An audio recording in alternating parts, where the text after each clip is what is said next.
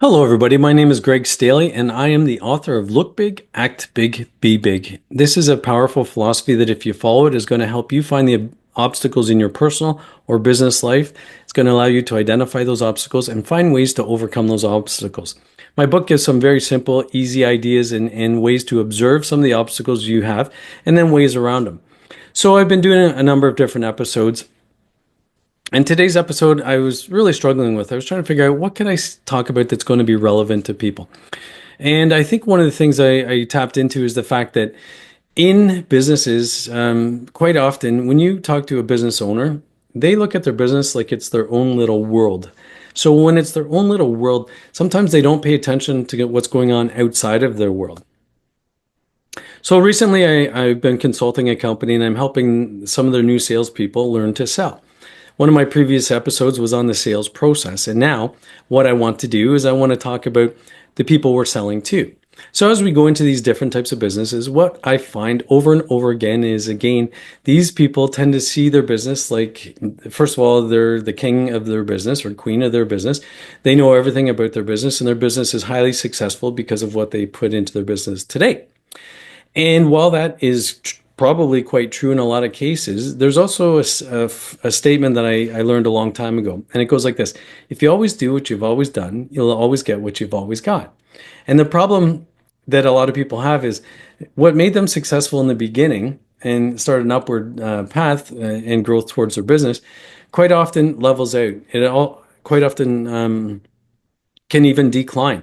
And the reason for that is when people find success, they don't know how to then evolve to the next level. And one of the things that I like to do is help people just open their eyes and open their mind to the possibilities for their own businesses. So when I walk into a business and somebody's like, no, no, no, I don't want to know anything about it. I kind of laugh to myself because I can see maybe if it's a restaurant, it's empty. There's nobody in there.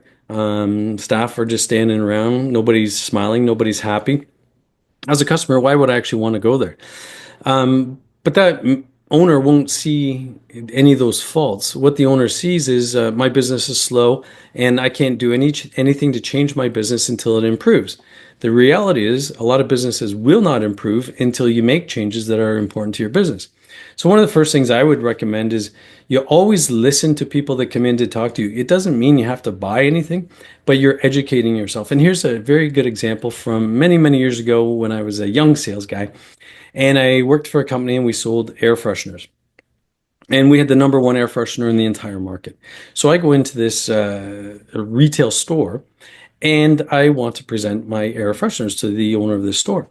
And he says, no, I'm not interested at all. I have this product. I love this product. My customers love this product. This is the best product. I don't even like your product. And he's going on. He's just bashing my product. And, a salesperson doesn't actually sell until somebody says no.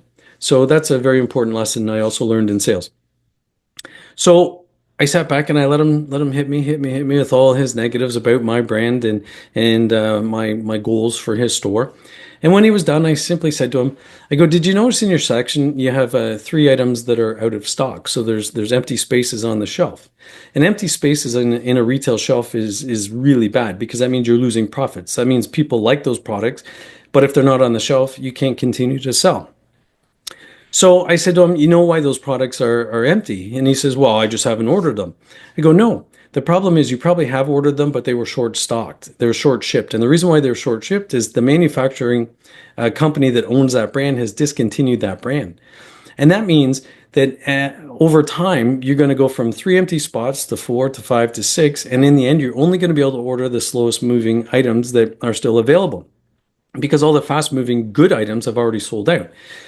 So I said to him, so you're going to continue to build your business on a brand that's been discontinued. Now, our brand has got plus 20% growth. It's leading the market. All the places that take it in are turning tons of product. They love this brand. The sales on it are incredible, blah, blah, blah, and took him through the whole presentation. So in the end, only because I was able to educate him that his brand that he was supporting was discontinued, did he end up switching. And he allowed me to take all the existing product off the shelf and fill the whole 6 feet with my product. Now, clearly that was a great sale for me because that's a lot of product when you can put a whole section in. But the lesson there was that guy looked at his business like he knew everything about his business. He did. He probably knew most everything about his business, but what he didn't know was about the market trends. He didn't know about the things that are really building up around him. And as a result, he's building his business around a failing concept.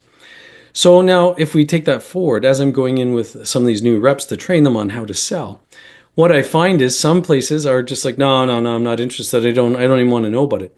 And then I look at the place that I'm in. I see that, the customers, nobody's there. The place is empty. And he says, I'm too slow. I'm not interested in anything now.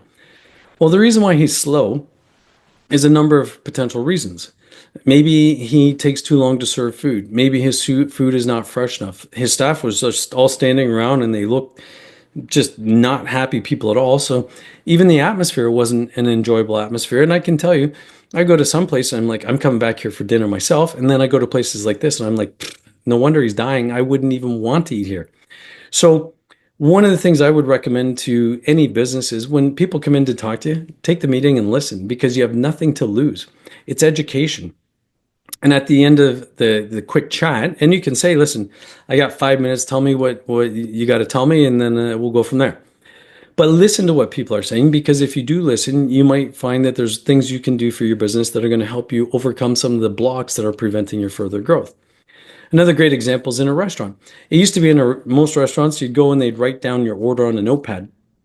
And then what would happen is the staff member would have to work their way back to the kitchen. They'd maybe top up somebody's coffee along the way, or maybe another dish came up and they'd have to go run that to somewhere quick. And then they'd go back and they put the ticket at the back so it could be prepared. Now, what happens in that case is there's a time delay of maybe 1 to 2 minutes before the staff member could get back to the kitchen. There could be errors in writing or errors in reading the writing. And as a result, there's a time delay and then the food can come out wrong. And you think, okay, well, it was pretty much common. That happened all the time.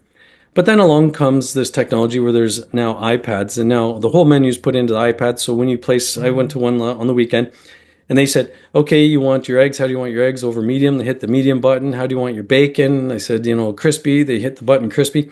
My meal came out exactly the way I ordered it because when I ordered it, the staff member put it in exactly, confirmed it was right.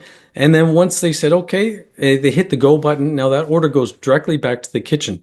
There's no time delay from the time that they took my order to the time they have to walk back or make their way to the back. Why is that important? Well, you go to breakfast places, and if they're any good, there's usually a lineup at the door. So it's really important to turn those tables as fast as possible. So right there, if we just save 2 minutes by putting the order in, expediting the order from an iPad directly to the back chef, there's already a 2 minute savings. Now, if you have 30 tables and you're saving 2 minutes on every table, that adds up.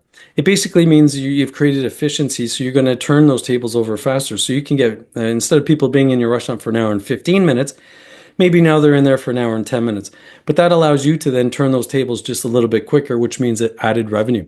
So, I think if you went to a restaurant and they were doing the writing on the notepads, and the guy says, I'm not interested in technology, I'm not listening to this now, I don't want to know anything about it. Maybe he's still doing that, still writing the orders down on the pads. But the places that then incorporated the new innovation of the iPad, that really sped things up. It made it more efficient and it really cut down on errors of food that were being placed or orders that were being placed. So the advice I want to give in this episode is if you're an owner of any business, listen to people when they come to talk to you because you have nothing to lose by giving somebody 5 minutes. You can still say no, not interested, thank you. But at least you're getting educated on what's going on around you. Like that store with the air freshener, building his business on a dying brand, a discontinued brand by the manufacturer. He had no idea what was going on around him. So pay attention, listen to people when they come in, and give them 5 minutes. Can't hurt you to just listen and get educated a little bit because you never know. You might find a new technology, a new idea, a new something that other businesses are doing and they're really reaping the rewards, but you didn't know about it. But somebody comes in to tell you something, show you something, present something, maybe try and sell you something. Most things you're going to say no to, but every once in a while you're going to get that thing that's really going to help you build your business.